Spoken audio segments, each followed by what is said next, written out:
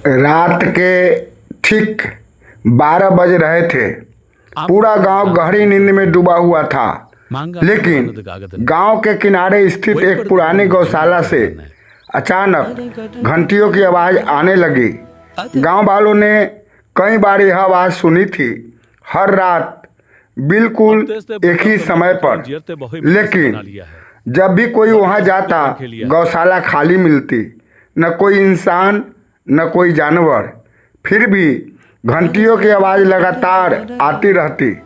धीरे धीरे यह बात पूरे गांव में फैल गई। लोग कहने लगे कि गौशाला में कोई दिव्य शक्ति रहती है।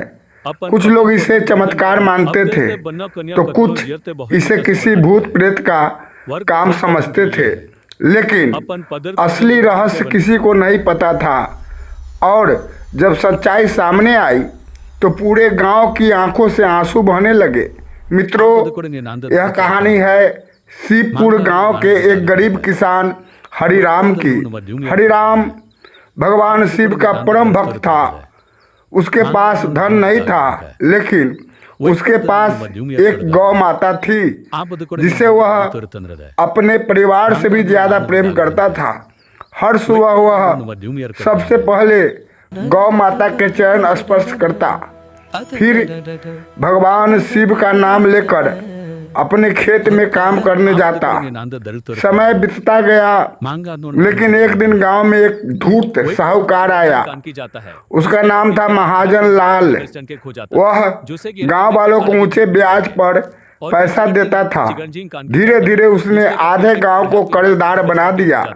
एक दिन उसकी नजर हरिराम की जमीन पर पड़ी। वह जानता था कि खेत उपजाऊ है। अगर किसी तरह हरिराम जमीन बेच दे तो उसे बड़ा लाभ होगा, लेकिन हरिराम तैयार नहीं हुआ। महाजन लाल के मन में लालच पैदा हो गया। उसने हरिराम को बर्बाद करने की योजना बनाई। कुछ दिनों बाद अचानक हरिराम की फसल खराब हो गई। फिर बैल बीमार पड़ गए। फिर घर में बीमारी फैल गई। गांव वालों ने कहा, लगता है तुम्हारे घर से लक्ष्मी चली गई है। लेकिन हरिराम फिर भी भगवान शिव का नाम लेता रहा। उसने कभी शिकायत नहीं की। एक रात जब हरिराम गौशाला में बैठा रो रहा था, तभी उसे किसी महिला के रोने की आवाज़ सुनाई दी। वह घबरा गया। आवाज़ गौशाला के अंदर से आ रही थी। उसने साहस करके अंदर देखा, और जो दृश्य उसने देखा उसे देखकर उसके पैरों तले जमीन खिसक गई। एक दिव्य प्रकाश गौ माता के पास खड़ा था। उस प्रकाश से एक वृद्ध साध्वी का स्वर सुनाई दिया, हरिराम, परीक्षा समाप्त होने वाली है। हरिराम कांप उठा। उसने हाथ जोड़ लिए। साध्वी बोली, तुम्हारे दुखों का कारण भाग्य नहीं, एक लालची मनुष्य का षड्यंत्र है। फिर उसने महाजन लाल की सारी साजिश बता दी। हरिराम स्तब्ध रह गया, लेकिन साध्वी ने कहा, बदला मत लेना, सत्य स्वयं अपना मार्ग बना लेगा। अगली सुबह गांव में एक विचित्र घटना हुई। महाजन लाल के गोदाम में आग लग गई। उसका बरसों का जमा किया हुआ धन नष्ट हो गया। लोग हैरान थे, लेकिन यह तो शुरुआत थी। कुछ ही दिनों में उसके सारे छल सामने आने लगे। गांव वालों को पता चला कि वह बरसों से लोगों को धोखा देता आया था। अब कोई उस पर विश्वास नहीं करता था। जिस व्यक्ति को पूरा गांव डरता था, वही व्यक्ति अकेला पड़ गया।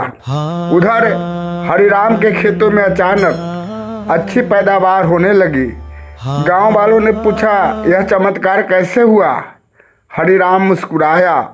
उसने कहा, जहां विश्वास होता है वहां भगवान देर से आते हैं, लेकिन खाली हाथ नहीं लौटाते। कुछ दिनों बाद वही साध्वी फिर प्रकट हुई। इस बार पूरा गांव वहां मौजूद था। साध्वी ने कहा, मनुष्य को गरीब उसका भाग्य नहीं बनाता, उसका लालच बनाता है। मनुष्य को कमजोर उसकी परिस्थितियां नहीं बनाती, उसका भय बनाता है।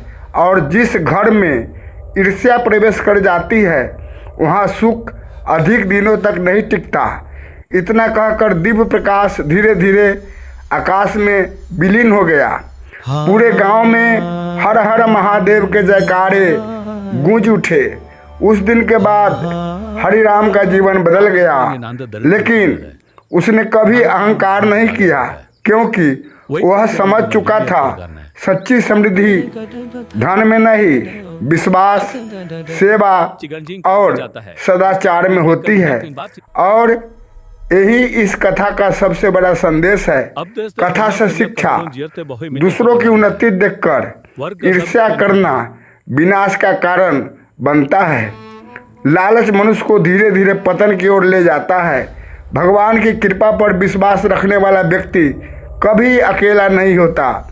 सत्य देर से जीतता है, लेकिन उसकी जीत अस्थायी होती है।